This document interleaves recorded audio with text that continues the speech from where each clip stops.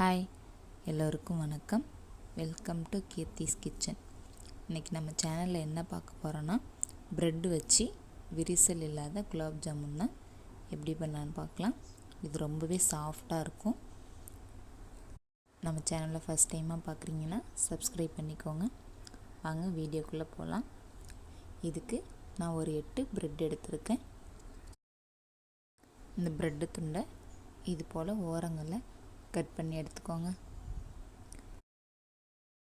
நம்ம எடுத்த எல்லா ப்ரெட்டு துண்டுலேயும் இது போல் ஓரங்களை கட் பண்ணி எடுத்துக்கோங்க.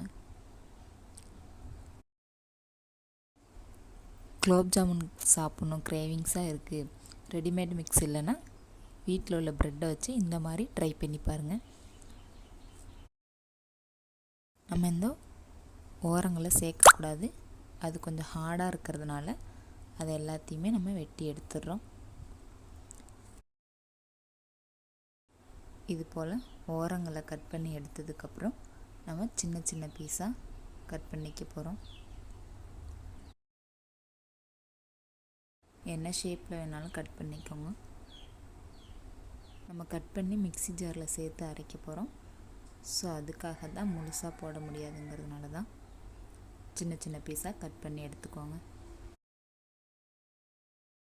இது ரொம்பவே ஈஸியாக செய்யக்கூடியது. சமையலே தெரியாதவங்க கூட இது சூப்பராக செய்யலாம். இப்போ நம்ம கட் பண்ண ப்ரெட்டு துண்டை மிக்ஸி ஜாரில் மாற்றிக்கலாம்.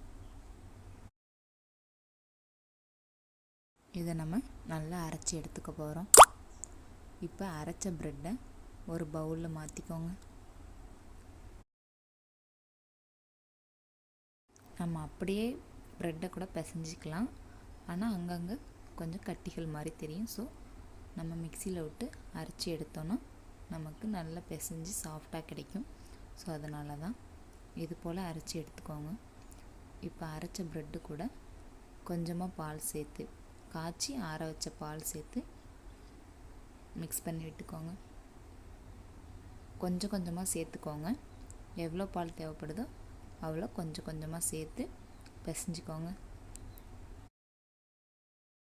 இது ரொம்பலாம் பிசையணும்னு இல்லை, லைட்டாக மிக்ஸ் பண்ணி பிசைஞ்சாவே போதும்.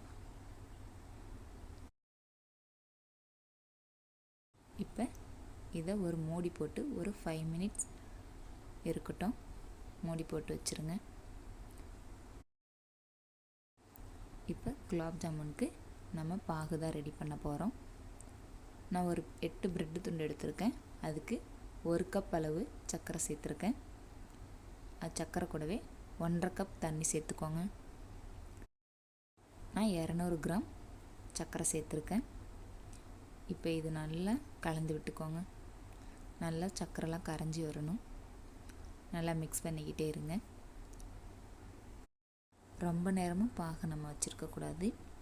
நம்ம பாகை எடுத்து இப்படி கையால் பார்த்தோன்னா ஒரு கம்பி பதம் அளவு பிசு பிசுன்னு அந்த மாதிரி இருக்கும். அப்போ பாகு ரெடி.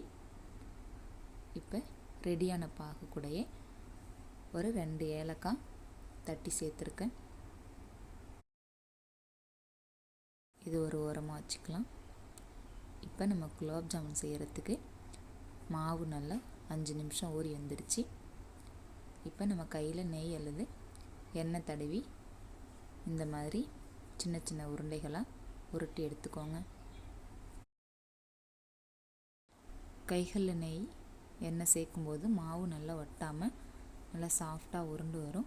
அதனால தான் விரிசல் இல்லாத மாதிரி நல்லா உருட்டி எடுத்துக்கோங்க. இது போல் விரிசலே இருக்கக்கூடாது. சின்ன சின்ன உருண்டைகளாக உருட்டி எடுத்துக்கோங்க. இது ரொம்பவே ஈஸியாக பண்ணக்கூடியது. பிகினர்ஸ் கூட இதை ட்ரை பண்ணலாம். இது போல் விரிசலே இல்லாமல் சின்ன சின்ன உருண்டைகளாக உருட்டி எடுத்துக்கிட்டேன். இப்போ இதை நம்ம எண்ணெயில் போட்டு பொரித்து எடுக்க போகிறோம். அதுக்கு ஒரு கடாயில் எண்ணெய் விட்டு, எண்ணெய் ரொம்பவும் ஹீட் ஆகிடக்கூடாது, ஏன்னா நம்ம உருண்டைகளை சேர்க்கும்போது கருகிடும்.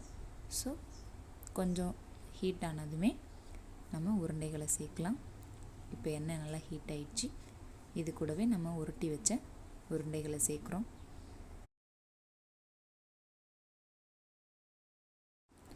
குலாப் ஜாமுன் செஞ்சதே இல்லை அப்படிங்கிறவங்க கூட ஈஸியாக செய்யக்கூடியது இந்த ரெசிபி. இதுக்கு ரெடிமேட் மிக்ஸும் தேவையில்லை, வீட்டில் உள்ள பொருளை வச்சு செய்யலாம்.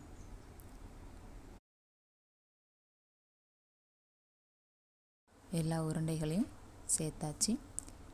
சேர்த்ததுக்கப்புறம் நம்ம ஹை ஃப்ளேமில் வைக்கக்கூடாது, வச்சோன்னா சீக்கிரமாகவே கருகிடும், உள்ளே வெந்திருக்காது. ஸோ லோ ஃப்ளேம்லேயே வச்சு குக் பண்ணி எடுத்துக்கோங்க. இப்போ ஒவ்வொரு உருண்டைகளாக திருப்பி விட்டுக்கோங்க. இது போல் ஒரு ஸ்பூன் வச்சு நம்ம மொத்தமாக திருப்பணுன்னா உடஞ்சிடும். ஸோ ஒவ்வொரு உருண்டைகளாக இந்த மாதிரி ப்ரௌன் கலராக வந்ததுக்கப்புறம் திருப்பி விட்டுக்கோங்க. அடுப்பு லோ ஃப்ளேம்லேயே தான் இருக்கணும், அப்போ தான் நமக்கு உள்ளே நல்லா வெந்து நல்லா வரும். இப்போ ஒவ்வொரு உருண்டையிலையும் திருப்பி விட்டாச்சு.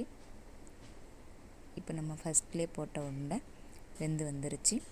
இதை எடுத்துக்கலாம். இந்த மாதிரி ப்ரௌன் கலராக வந்ததுக்கப்புறம் நம்ம ஒவ்வொரு உருண்டைகளையும் எடுத்துக்கலாம்.